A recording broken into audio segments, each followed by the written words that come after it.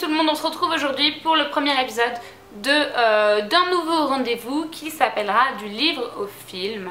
Et aujourd'hui nous nous attaquons à Rouge Rubis. Donc c'est un livre de Kerstin Gier sorti en 2009 qui a fait l'objet d'une adaptation cinématographique allemande, puisque le livre était allemand également, qui est sorti en 2013, réalisé par Felix Furstenegger, et dans lequel nous retrouvons les deux acteurs au nom imprononçable, Maria Erich et Janice Neuburner. Très bien, qui sont donc sur cette photo que vous pouvez voir. Très bien, donc il s'agit juste ici de Gwendoline et juste ici de Gédéon.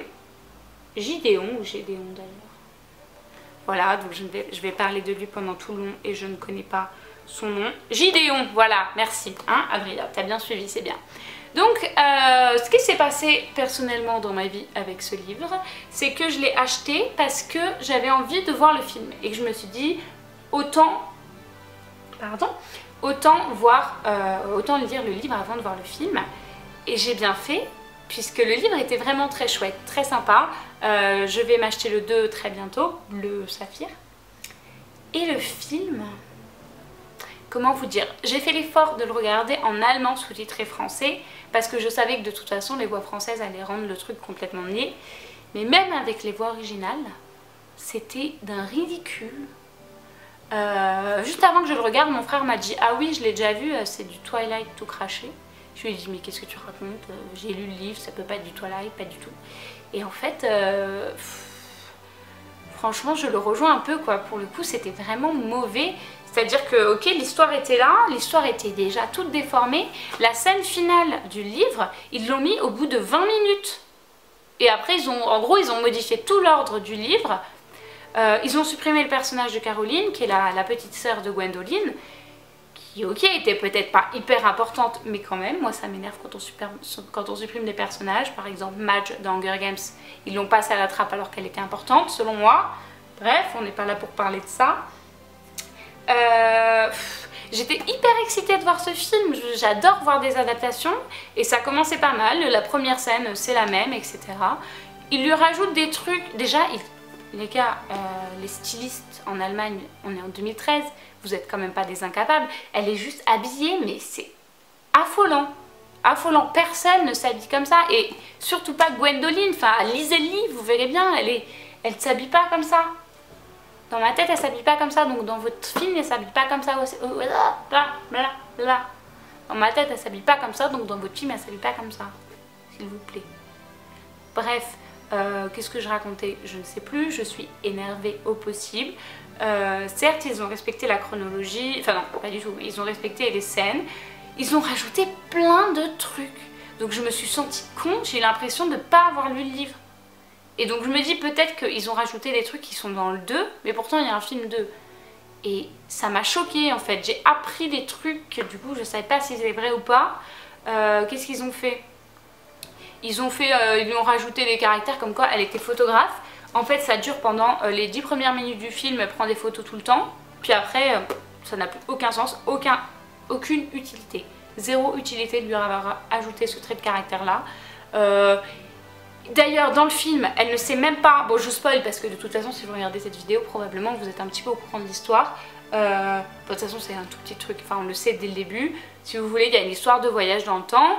Et Gwendoline n'est pas censée être l'héritière, elle n'est pas censée posséder le gène du voyage dans le temps, c'est sa cousine Charlotte qui est censée le posséder. Mais elle connaît toute l'histoire, elle sait très bien ce qu'il faut faire dès que ça va se passer, etc. Enfin, elle connaît pas tout, mais elle sait l'histoire de sa famille et des voyages dans le temps. Et dans le film, elle est en mode tout va bien, en fait, elle connaît rien du tout, elle apprend au fur et à mesure, mais du coup, c'est expliqué à la va-vite, alors que si c'était expliqué en voix off ou quoi, ça aurait bien mieux marché.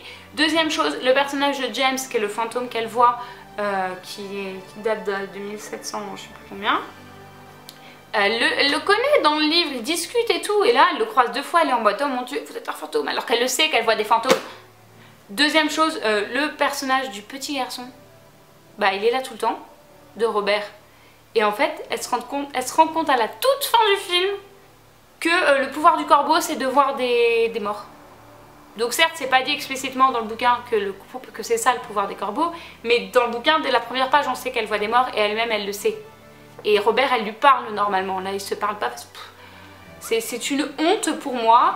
Les personnages secondaires ne sont même pas bien. La tante, mais la tante m'a dit là qu'il y a des visions, mais c'est quoi ce stéréotype? Elle est complètement fada cette meuf, alors qu'elle ne l'est pas du tout et qu'elle est prise au sérieux dans le livre, alors que là elle est en mode genre complètement gaga. Ça m'a énervée, voilà. J'essaie de trouver des points positifs, il y en a certainement, hein. Les deux acteurs principaux sont pas trop mal. Après je trouve que Gwendoline est vraiment trop jeune, elle fait gamine. Après bon oui, je crois qu'elle a 16 ans ou 17 ans. Mais c'est pas une raison, elle fait vraiment trop enfant. La pote est abusée, la pote, n'importe quoi, ils l'ont fait complètement folle elle aussi. En fait, ce qui est assez comique avec ce film, c'est qu'ils ressortent même des... Ils sont tellement... Sur certains passages, ils sont vraiment copier-coller du livre, ou en tout cas, ils réutilisent même les mêmes expressions du livre, les mêmes citations, les mêmes moments, mais ils les donnent à des personnages différents ou à une autre situation. Genre des trucs inutiles. Par exemple, il parle à un moment d'un grand incendie à Londres qui a eu lieu dans les années 1600 et quelques. Et dans le livre, ils en parlent à un certain moment et ils arrivent à le recaler ailleurs dans le film alors qu'on s'en fout. Enfin, c'est juste qu'ils ressortent des trucs pour dire genre, hey, regarde, on a mis tout ce qu'il y avait dans ton bouquin, on l'a juste déformé dans tous les sens et on a fait n'importe quoi. Clairement, la scène de fin du livre avec Paul et Lucie, c'est juste tellement intense. Et là, c'est en mode, oh, ciao, bah allez, ça, ils le disent à personne, ils sont en mode de tout va bien, on continue notre vie alors que c'est... Le 2 commence sur ça, je suppose, vu que ça se termine là. D'ailleurs, on ne comprend pas. Enfin, c'est pas dit explicitement la révélation finale du livre, ça à la limite, ça n'est pas grave, je peux leur pardonner, mais pour tout le reste, c'est un petit peu difficile. Je vais arrêter de m'énerver sur ce livre. Bilan, qu'est-ce que je pourrais en dire? Le livre, enfin sur ce film, pardon, le livre est vraiment chouette, c'est ça qui est vraiment dommage. Et du coup, je vais quand même lire le 2, je vais quand même regarder le 2, je vous ferai peut-être une deuxième vidéo critique, mais je trouve vraiment que le film est mal et fait vraiment cliché. D'ailleurs, ah oui, non, très très important, dans ce film il te rajoute une histoire de soi-disant il y a un bal, le bal du lycée, soi-disant ils sont trop en mode oh là là il faut trouver une robe pour le bal machin, et du coup la scène genre à la fin ils finissent par aller ensemble au bal. Mais adieu quoi, enfin il n'y a pas de bal, c'est pas une gamine qui est intéressée par ce qui se passe au lycée. Ça me rend dingue, ils ont rendu ça, ils en ont fait un film de lycéen prépubère. Alors que le livre était vraiment beaucoup plus complexe que ça, et enfin même c'est pas complexe le mot que je cherche, beaucoup plus intelligent, beaucoup plus au-dessus de ça. Là le film se clôture sur le bal, les gars, ça suffit quoi, c'est pas du tout ça l'intérêt du livre, c'est ridicule. Elle est en mode oh là là, je vais au bal avec la robe de Lucie en plus, folie. Voilà, je n'ai pas ri dans ce film. J'ai souri à certains moments, mais j'ai souri plus parce que c'était l'histoire qu'il faisait et que je l'avais lu dans le livre. Je me suis énervée pas mal de fois et j'ai été même sidérée et outrée à certains passages. Donc conclusion, pour moi, Rouge Rubis est une très mauvaise adaptation, et si jamais j'avais vu le film sans lire le livre, mais je l'aurais détesté. Donc là je l'ai supporté parce que c'était une histoire que j'aimais bien à la base et que j'ai retrouvé malgré tout certains caractères, certaines caractéristiques que j'avais pu trouver dans le livre. Mais en règle générale, ce film est très mauvais et je suis hyper déçue. Donc j'ose espérer que le 2 sera peut-être mieux. On verra ça, je ne vais pas me laisser avoir par une première impression, je vais vraiment faire l'effort de lire le 2 puisque j'en ai envie et de regarder le deuxième film parce que j'ai envie de voir s'ils peuvent s'améliorer. C'est arrivé pour Hunger Games, ça peut arriver pour Rouge Rubis. On verra bien. J'aimerais savoir si vous l'avez lu, si vous êtes scandalisé comme moi ou si au contraire vous trouvez que l'adaptation est plutôt réussie. Je vous remercie d'avoir suivi cette vidéo et dites-moi aussi si ce genre de vidéo vous plaît, mettez-moi des pouces en l'air comme d'habitude, abonnez-vous, allez voir la page Facebook si vous voulez suivre l'actualité, ajoutez-moi sur Twitter si vous voulez qu'on discute, c'est avec plaisir. Et je vous laisse donc sur cette nouvelle rubrique du livre-film en espérant que ça vous aura plu.